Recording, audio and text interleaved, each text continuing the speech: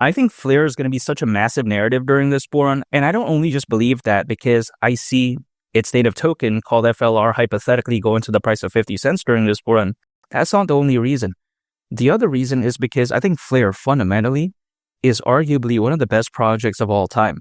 Now, some people may think that, okay, this is a boring project. It's not that interesting. Well, maybe. But then again, in terms of fundamentals, it's one of the best out there.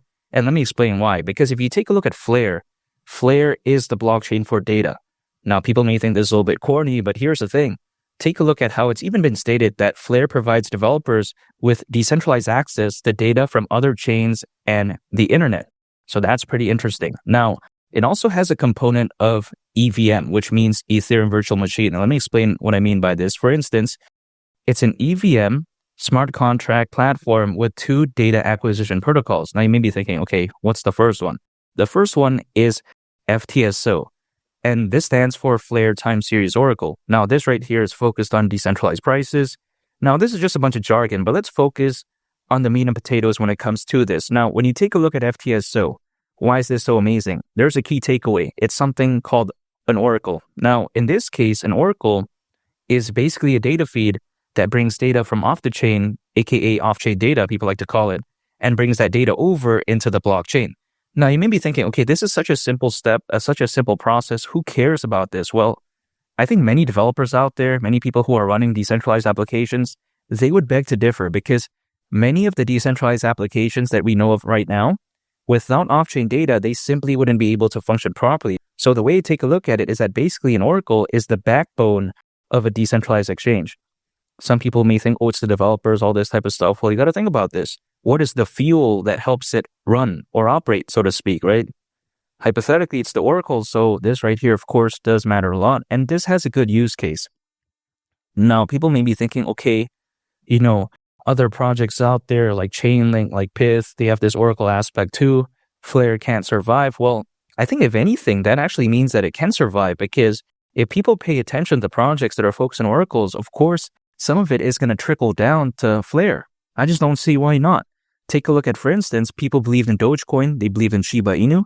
Then what did they do? They moved on to Pepe, to Floki, to other meme coins. So it's only fair to assume that some of the attention is going to trickle down. I think it's only logical. So I think if anything, when people like to say, oh, Chainlink and Pyth exist, this is not good. Well, I disagree with that. I think if anything, it's actually good for it.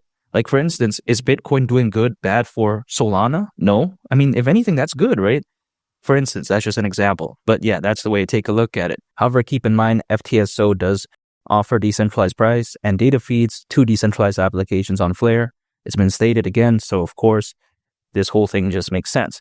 However, even besides that point, we take a look at the second data acquisition protocol. That is something called the data connector. This is for trustless data proofs. This allegedly enables information from other blockchains and the internet to be used on FLR.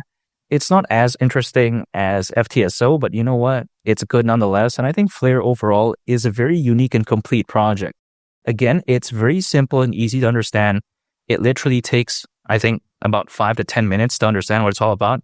Other projects out there, sometimes I take a look at what they're all about. After 30 minutes, I'm like, wow, it's focused on that many things. This is too complicated for no reason. Like, no one's going to care about that. And I think that's a bad idea. If a project is good, I think it should be simple, easy to understand, have a good focus, exactly much like FLR. Now, keep in mind, giants like Anchor and Google Cloud, they are currently in the FLR ecosystem. So again, I think this supports my hypothesis because these real deal entities, do you think they want to be a part of an ecosystem of a project that's bad, that's very overly complicated? No, they're not going to do that. Why would they do that again, right? So the way you take a look at it is that FLR, it's a very solid project. It's very underrated though, because it really doesn't gain that attention that it deserves, in my opinion. But I do believe that, again, this could be a massive narrative during this bull run because I think beyond meme coins, these AI projects, they're going to focus on FLR too, hypothetically. But it's just a matter of time. And that's why I'm very excited when it comes to FLR. Now, its native token called FLR, people think reaching 50 cents is a crazy nonsense pipe dream. But I really disagree with that because if you think about it, if it were to go to that price, considering current circulating supply, market cap would be around $28.5 billion, which at first glance may seem kind of too much. And that, by the way, is around a 16x from here. So again, people may think, okay, that's a little bit too much, but you got to think about how Dogecoin reached over $80 billion in market cap. So I'm not saying that FLR is a meme coin by any means, but still, if something like that can reach over 80 billion, why can't this hypothetically go to around 28.5? Keep in mind, BNB at one point reached over $100 billion in market cap. And even back in 2023, slightly over 2% of the crypto hacks that happened that year, according to Crypto.com research, actually occurred on the BNB Smart Chain ecosystem. So if that could reach over 100 billion, if Doge can reach over 80 billion, and also I'll mention another honorable mention, I would say, quote unquote, right? Shiba Inu reaching around 40 billion. This was back in 2021, by the way. Why can't FLR this time around, with more institutional investors, with more enterprise adoption, with more attention when it comes to the crypto space overall, why can't that hypothetically go to around $28.5 billion in market cap during this bull run? I just don't see why not. And also take this into consideration. Back in the peak of the 2021 bull run, there was roughly only around 300 million crypto owners. Now there's over 600 million according to Crypto.com research. Basically double. Not to mention, again, all the hype for the Bitcoin ETF, the Ethereum ETF. I think that when it comes to FLR, it really is on the rise. And I think the crypto space overall is really gaining the attention that it deserves. Now, there's still ways to go because Bitcoin hasn't reached that next level of $150,000, $200,000 yet.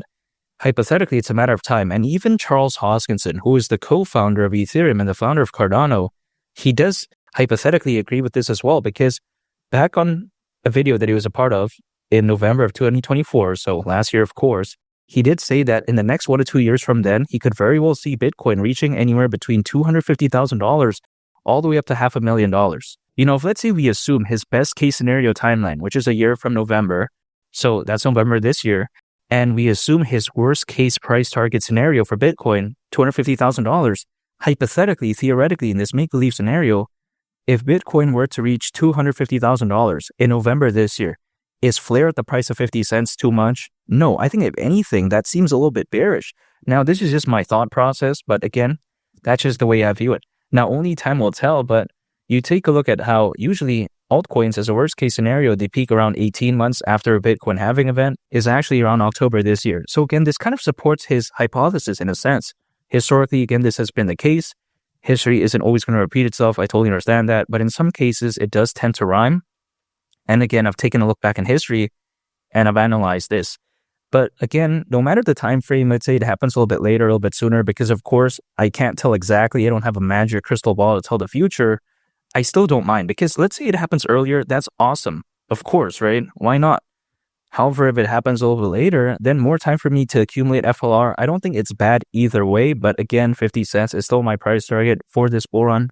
I'm going to still be accumulating, holding, and just waiting. And I really can't wait. I think better days are ahead. I think this could be such a massive narrative for this bull run. And make sure to subscribe if you gain value from this video. I'd greatly appreciate it. It's Willie the Captain, and I'll catch you all on the next one. I'm out. Peace. Bye.